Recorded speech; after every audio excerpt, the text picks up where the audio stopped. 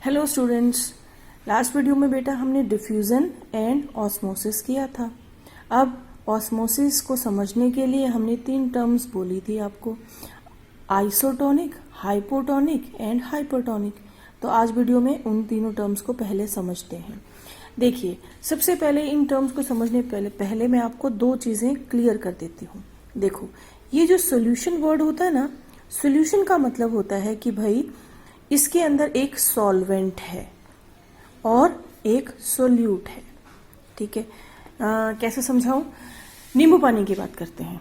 देखो, अभी नींबू पानी बन रहा है गर्मियों में, तो नींबू पानी के अंदर हम क्या लेते हैं? पानी लेते हैं। पानी जो है वो हमारा सॉल्वेंट है। ठीक है, और उस पानी के अंदर हम क्या मिलाएंगे? चीनी मिलाएंगे एंड शुगर मिलाएंगे, नमक मिलाएंगे। तो वो तीनों चीजें क्या हो जाएंगी? सोल्यूट।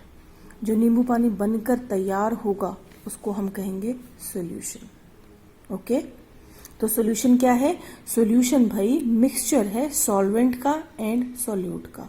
अब ये जो सॉल्वेंट होता है ना, ये usually in most of the cases, हम केमिस्ट्री की बात करें या हम बायोलॉजी की बात करें, तो हमारा यूनिवर्सल सॉल्वेंट है भाई वाटर, पानी। ठीक है, तो पानी के अंदर बहुत सारी चीज़ें घुली हुई हैं।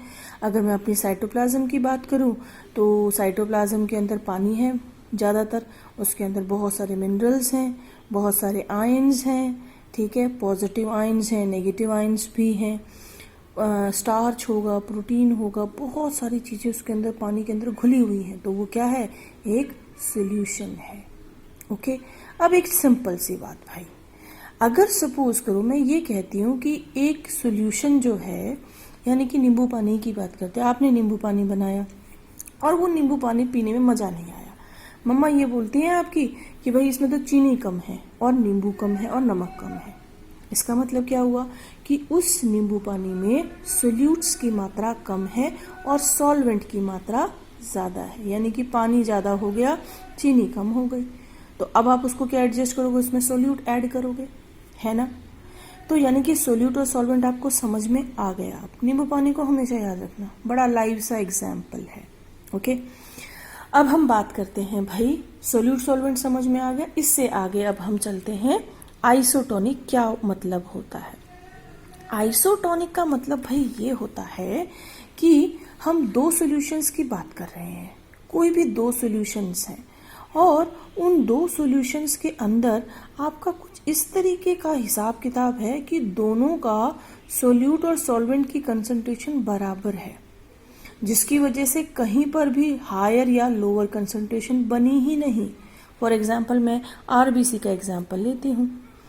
भाई ये एक ग्लास है या टेस्ट ट्यूब है, कुछ भी मान लिए, और ये मेरा आरबीसी है। क्या है? Red blood cell. ठीक है, इसी का एग्जाम्पल दिया है ना हमने। तो इस आरबीसी के अंदर देखो, ये रहा एग्जाम्पल। ठीक है, 0.9 salt solution and 5 gram glucose solution are isotonic for RBC. ठीक है, देखो अब ये कह रहा है कि मैंने एक आरबीसी को लिया और उसके अंदर यहाँ पे बाहर एक सोल्यूशन डाल दिया। ठीक है, ये एक घोल सा है, सोल्यूशन डाल दिया। इस सोल्यूशन के अंदर 0.9% तो आपका सॉल्ट है, NaCl भी हो सकता है, पोटेशियम क्लोराइड भी हो सकता है, और 5% इसके अंदर ग्लूकोज का सोल्यूशन है। अगर मैं ऐसा घोल तैयार करूं और उसके अंदर अपने आरबीसी को डाल दूं, तो आरबीसी की जो अंदर सोल्यूट है, जो भी कंसंट्रेशन होगी वो बिल्कुल इसके इक्विवेलेंट होगी, यानी कि दोनों की कंसंट्रेशन इधर भी और इधर भी पानी की बराबर है। तो ना तो यहाँ से आरबीसी से पानी बाहर निकलेगा और ना ही यहाँ से बाहर से अंदर, यानी कि ना तो इस केस में एंडो ऑस्मोसिस होगी और ना एक्सो ऑस्मोसिस होगी। आइसो का मतलब सेम, क्या होता है? सेम। ठीक है, तो दोनों की कंसंट्रेशन भाई हो गई सेम। आइसोटोनिक समझ में आ गया। आइसोटोनिक की डेफिनेशंस क्या होंगी? ये 2 ऐसे सॉल्यूशंस हैं जहां पर सोल्यूट और वाटर की कंसंट्रेशन बिल्कुल सेम होती है। और हम यहाँ पे सेल क्यों बोल रहे हैं बार बार? केमिस्ट्री के अंदर आप सॉल्यूशंस बोलोगे, 2 बीकर्स बोलोगे, टेस्ट ट्यूब के अंदर 2 सॉल्यूशंस हैं, ऐसे बोलोगे। लेकिन हम यहाँ बायो में क्या बोलेंगे, सेल बोलेंगे। ठीक है, क्योंकि सारी चीजें सेल से रिलेटेड हैं। सेल के अंदर साइटोप्लाज्म है, सॉल्यूशन है, तो कहीं एंडो ऑस्मोसिस हो रही है, एक्सो ऑस्मोसिस, हमें तो उसी से कंसर्न है। ओके, अब भाई दूसरी टर्म को समझिए, जो है आपकी हाइपोटोनिक। हाइपो का मतलब होता है कम। किसी भी चीज से हम कंपेयर कर रहे हैं अगर किसी चीज को, तो अगर वो कम है तो ठीक है।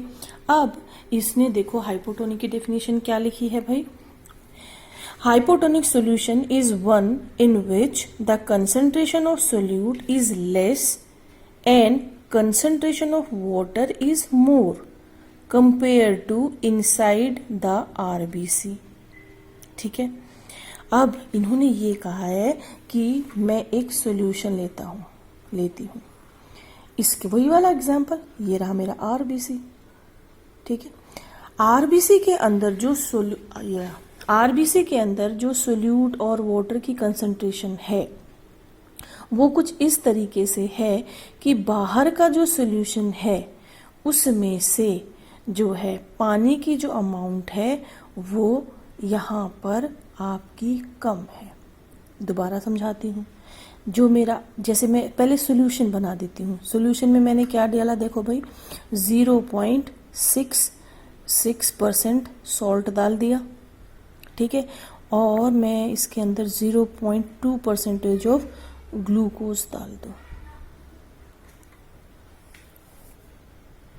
ठीक है, अब ये एक मैंने सॉल्यूशन बाहर तैयार कर दिया ना।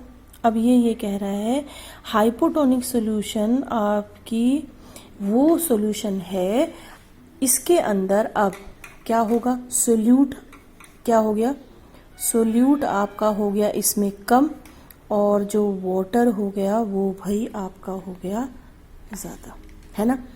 देखो, और यहाँ पर अब क्या हो जाएगा, सोल्यूट वाटर आपका जो हो जाएगा वो हो जाएगा कम, है ना। यानी कि आपका बाहर का अगर हाइपोटोनिक सॉल्यूशन है तो उसका सिंपल सा मतलब है कि उसके अंदर सोल्यूट कम है और वाटर ज़्यादा है। अगर बाहर पानी ज़्यादा है और आरबीसी के अंदर पानी कम है तो बताओ क्या होगा, क्या होना है, पानी बाहर से अंदर चला जाएगा। क्यों, ऑस्मोसिस हो जाएगी। आरबीसी की एक प्लाज्मा मेम्ब्रेन है जो सेलेक्टिवली परमिएबल है। बाहर वाटर की कंसंट्रेशन ज़्यादा है, आरबीसी के अंदर वाटर की कंसंट्रेशन कम है, तो क्या हुआ, आपका एंडोऑस्मोसिस हुआ या नहीं, बताओ। ठीक है, ये बात आपको समझ में आनी चाहिए। ठीक है, एक बार आप इसको ध्यान से दोबारा से वीडियो को रिवाइज करके दोबारा से सुनना। ओके, ठीक है, तो हमने आइसोटोनिक की बात करी और हमने हाइपोटोनिक की बात करी। यानी कि हाइपोटोनिक में क्या हुआ, हाइपोटोनिक में बाहर पानी ज़्यादा है आरबीसी के कंपैरिजन में, आरबीसी में पानी कम है, तो बाहर से पानी अंदर आ गया। अब बताओ, सॉल्यूशन आरबीसी के अंदर भी है और सॉल्यूशन बाहर भी है, कौन सा हाइपोटोनिक सॉल्यूशन हुआ, ये वाला। ठीक है, आ गई बात समझ में। अब बात कर रहे हैं हम हाइपरटोनिक सॉल्यूशन की। अब हाइपरटोनिक सॉल्यूशन क्या कहता है, hypertonic solution is one in which the concentration of solutes is more and concentration of water is less. अब मैं क्या करती हूँ, वही एक आरबीसी का एग्जाम्पल लेती हूँ।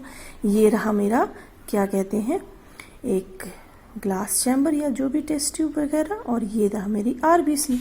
अब इस आरबीसी के अंदर मैंने यहाँ बाहर एक सोल्यूशन डाला, उस सोल्यूशन के अंदर सपोज करो मैं 1.2% सॉल्ट डाल देती हूँ और जो है 10% ग्लूकोज डाल देती हूँ। ठीक है, इससे क्या होगा, इसमें क्या होगा, अब इसके अंदर वाटर जो है वो भाई बहुत कम हो गया और जो सोल्यूट हो गया वो बहुत ज़्यादा हो गया। किसके कंपैरिजन में, आरबीसी के कंपैरिजन की बात कर रहे हैं हम।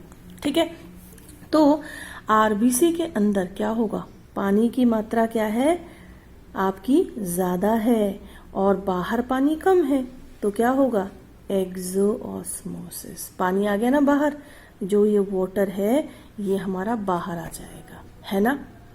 तो यही इस तरीके से हम हाइपोटोनिक, हाइपरटोनिक और आइसोटोनिक को समझाते हैं। ये वाला एग्जाम्पल किसका है भाई? हाइपरटोनिक का। ठीक है, आप लोग जहां ये आप लोगों ने डेफिनेशंस लिखी है ना, तो आपके थोड़ी सी जगह होगी तो वहां पर, या फिर अगर वहां पे जगह ना हो तो कोई बात नहीं, इंडेक्स कॉपी का जो ऊपर वाला ये वाली जगह है ना, इस जगह पे ये 3 डायग्राम छोटे छोटे बना लेना, वीडियो में देख लो। ये तो है हाइपरटोनिक का है बेटा, और ये आइसोटोनिक का, और ये आपका है किसका? हाइपोटोनिक का। ओके, आपको इससे समझ में आ जाएगा। तो ये जो 3 टर्म्स हमने अभी करी हैं ये बहुत इम्पॉर्टेंट है, इनको आप लोगों ने अच्छी तरीके से समझना है। इस पे से कई सारे क्वेश्चंस आए हैं। अब आपका होमवर्क सुन लो, मैं आपको ग्रुप पे लिख के भी भेज दूंगी। आपके एनसीईआरटी के अंदर हाइपोटोनिक, हाइपरटोनिक और आइसोटोनिक समझाया हुआ है, और ये टॉपिक जब एंड होता है तो चैप्टर के बीच में ही एक क्वेश्चन है, ठीक है, वो क्वेश्चन आपने करना है। उसके अंदर आपको 3 केसेस बताए हुए हैं। उसके अंदर आपने पोटैटो लिया है, पोटैटो के अंदर एक छेद कर दिया है, एक होल बना दिया है, उसके अंदर कुछ सॉल्यूशंस डाले हैं और पोटैटो को बॉईल किया है। 3 तरह का एक पोटैटो से लेके एक क्वेश्चन है, उस क्वेश्चन को ध्यान से पढ़ना और फिर उसको सॉल्व करना, और सॉल्व करके आंसर को लिखकर आप मुझे मंडे तक सेंड करेंगे। ओके स्टूडेंट्स, प्रॉब्लम आती है तो मुझसे पूछिएगा। Thank you students.